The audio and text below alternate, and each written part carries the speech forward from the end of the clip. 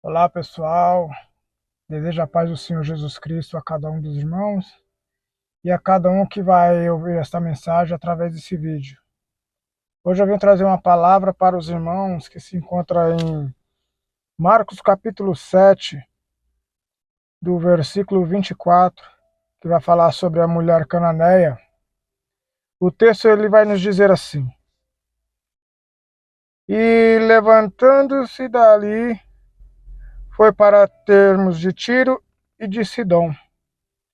E entrando numa casa, não queria que alguém soubesse, mas não pôde esconder-se, porque uma mulher, cuja filha tinha um espírito imundo, ouviu falar dele, foi e lançou aos seus pés.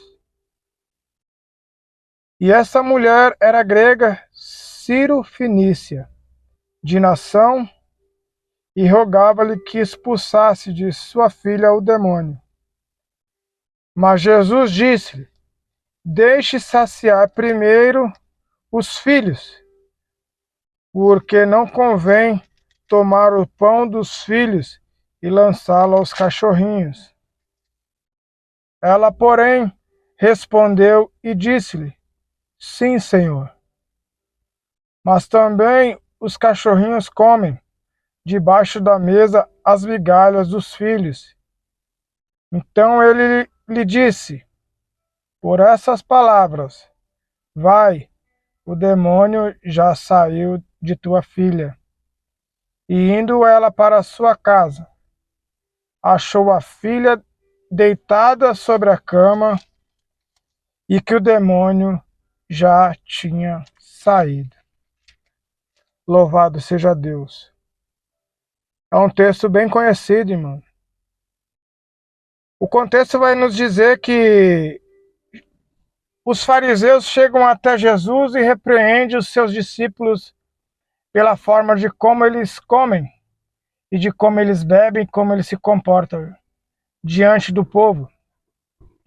E Jesus, da mesma forma, repreende os fariseus, dizendo por que eles desprezam a lei do Senhor, dando mais ouvidos a tradições dos anciões e invalidando a palavra de Deus.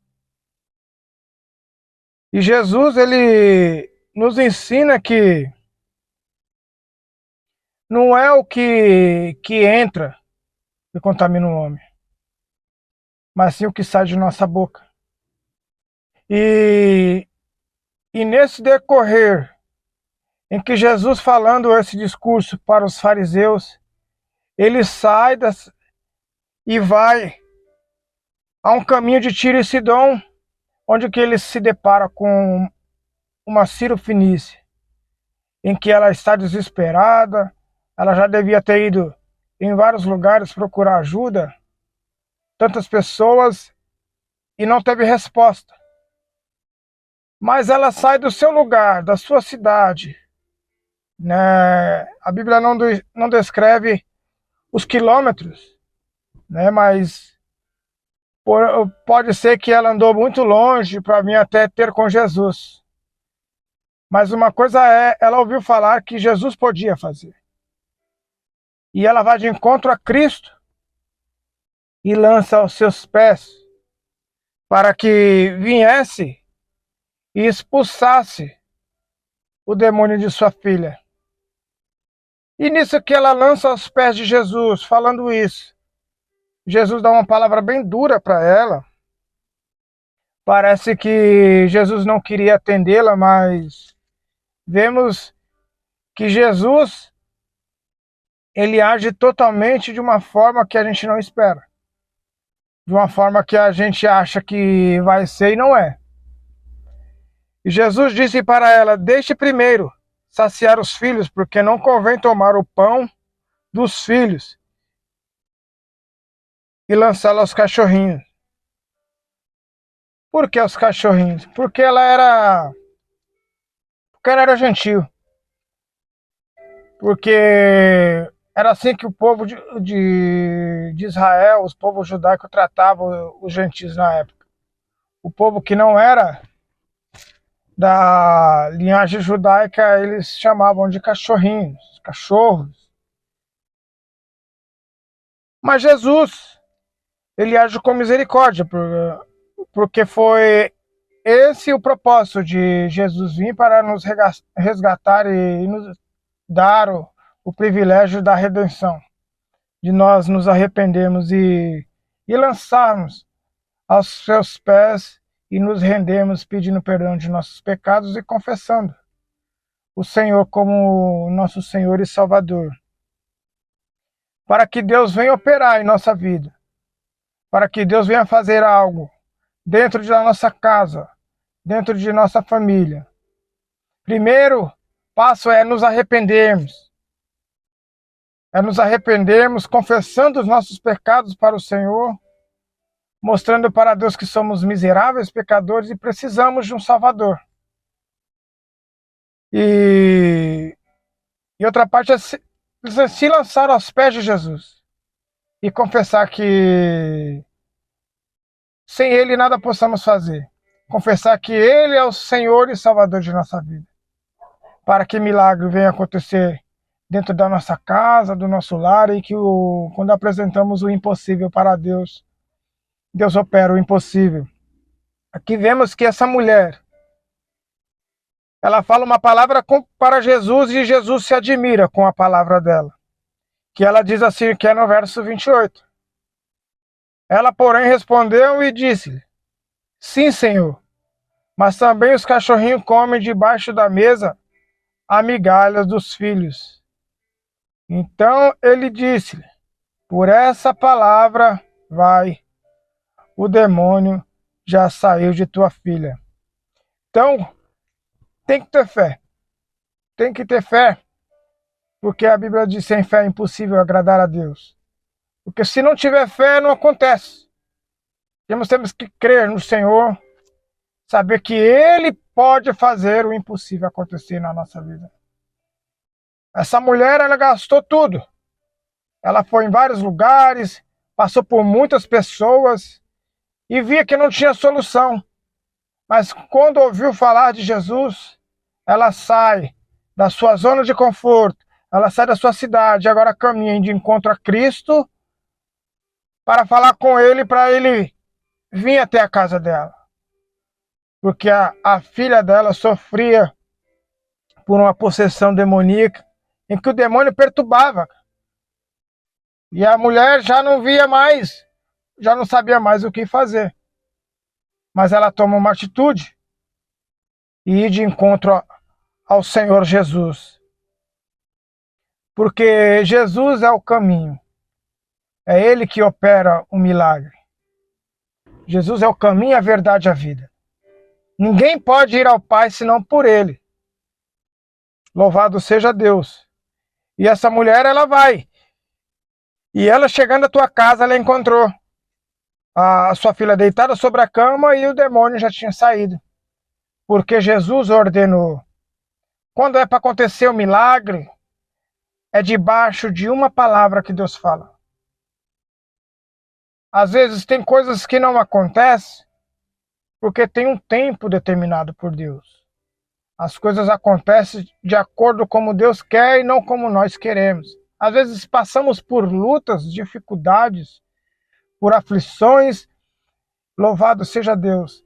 E Deus dá uma palavra para nós, dizendo que vai acontecer, que Ele vai fazer, que vai restaurar, vai libertar, vai transformar. Em nome de Jesus. Só que às vezes não cremos, duvidamos. A gente duvida.